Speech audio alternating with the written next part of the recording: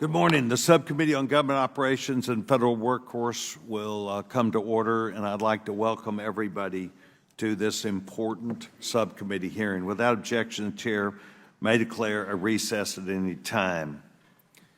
We also have a number of members who are seeking to be waived on today's hearing. Without objection, the gentleman from Massachusetts, Mr. Lynch, as well as Ms. Mace from South Carolina, both members of the full Committee on Oversight and Accountability, will be waived in today. Also, we have the gentleman from South Carolina, Mr. Duncan, a member of the Energy and Commerce Committee, who's asked to be a part of this today, as well as the gentleman from California, Mr. Berrigan, will be waived on the subcommittee for the purpose of questioning today's hearing. Excuse me, it is. Thank you, Mrs. Berrigan. And I recognize myself for the purpose of making an opening statement. First of all, let me welcome our Postmaster General. General and I spent some time last week where we were preparing the testimony and the operational needs of today, and I found that the Postmaster General is very open and very thankful for the opportunity of the legislation that was passed last year on a bipartisan basis, not only from the House of Representatives, but also the United States Senate, signed by the President of the United States. This is a 10-year plan. It's a 10-year plan that has goals.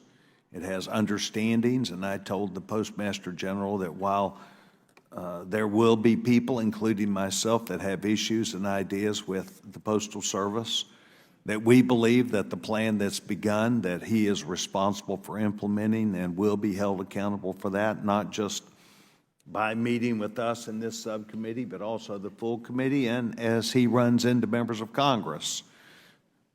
There will be people that provide him feedback. But nonetheless, in May of 2020, Louis DeJoy became our Postmaster General, and I appreciate him for his service. His background of running large operations has become apparent. His ability to effectively grab this issue is important. He inherited a postal service that was some 60 days away from running out of cash, an organization in desperate need of modernization. Since his arrival, he has taken that issue on. Obviously, when you're doing this, you need a plan. You need a plan that you're willing to tell people you're a part of, your employees that you're a part of, and work with your employees and the American public to make happen. He's been before this committee.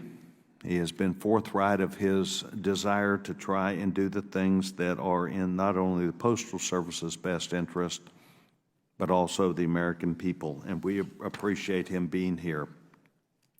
I think it's important to remember that the Postal Service is subject to economic and market forces about as much as any organization in this country. Stretches across this country, fuel prices, labor issues, the things that growth and the changes in the marketplace are all part of what this Postmaster General has to work with while maintaining the delivery of mail, which is the mission of the post office. So a lot of things are not necessarily their fault, but they're part of conditions that happen. So I happen to see progress, and I express my confidence in not only the Postmaster General to continue on his plan, because he believes that if he does this, it will lead to better outcomes that are stated as goals in the legislation.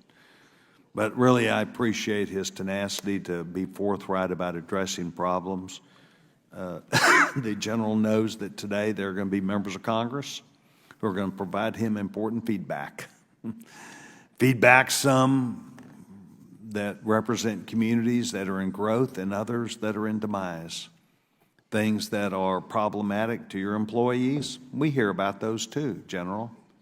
But we know that you are the right man for the job, and I appreciate you taking time to be before this subcommittee, willing to stay at the table, willing to listen, and willing to learn both ways, us from you and you from us. So we appreciate you being here and hearing from us.